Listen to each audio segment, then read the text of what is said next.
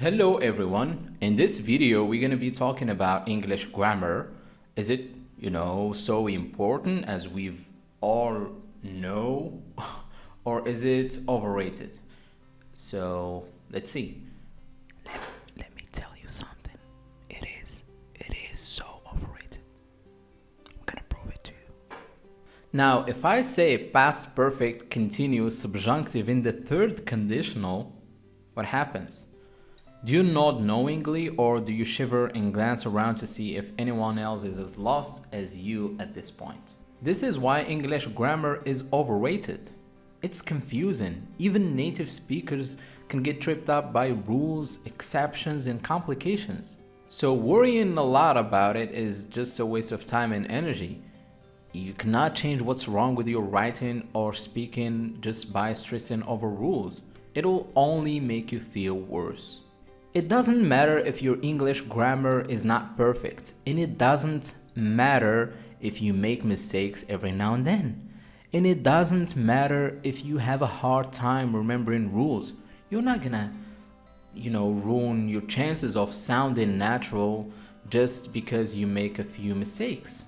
So relax and know that these mistakes are totally normal and not a sign of anything bad.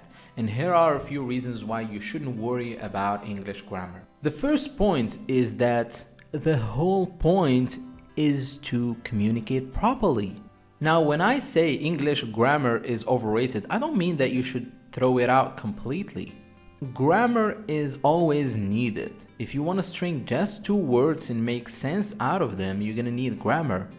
Fine. But with that being said, focusing too much on grammar is a waste of time. Waste of time and energy unless you're a language expert or that you're studying for an exam. In this case, they'll be asking you specific questions about specific rules, so it's a different story. But the bottom line here is that knowing enough rules to communicate properly is what needed. Second point, even native English speakers make grammar mistakes. Even though you may feel like you're being judged for every single mistake you make, but know that most people don't know any better, and even native speakers make grammar mistakes. Third point, it's totally acceptable as long as you're not making a big mistake and you're making sense. In the American or British culture, making language mistakes is absolutely fine. Culturally, you won't be judged. In other words, don't be concerned about sounding perfect. Communication is a process that involves making mistakes, and the best way to learn a language is to approach it with an open mind. It's true that in other languages, it's a different story. Making mistakes in other languages might seem a little bit rude, in some cases inappropriate, or that it doesn't make you feel accepted into the society. For example, in some countries in Asia, in specifically a very well-known country there, I'm not gonna mention its name just to avoid controversy, but a very well-known country there, they don't accept when you speak their language and you make mistakes. So it's a different culture, different mindset, different perspective.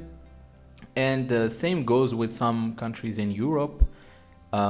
It's not good if you don't speak their language fluently. If you make mistakes, you're not gonna feel comfortable making mistakes. You're not gonna feel accepted and so on, especially if you're an immigrant.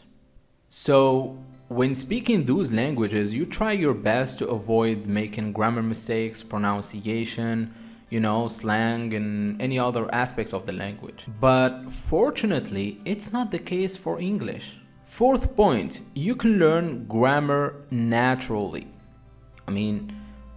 Generally speaking, yeah, you should know the basics of any language, in this case English, and you should know a little bit of grammar, but know that you can do that naturally. Think of a baby. They don't read through a book in order to be able to speak.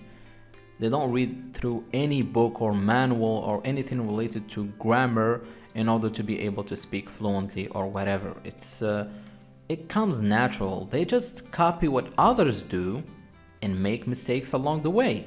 So making mistakes is within the process. That's fine. You know, like trial and error. So this way you will be able to spot mistakes without knowing why. Meaning that you will be like, this sentence doesn't seem right or doesn't sound right. You know, you're going to be able to spot that, the difference between the right sentence and the wrong one. And that's the whole point. Fifth point, endless rules.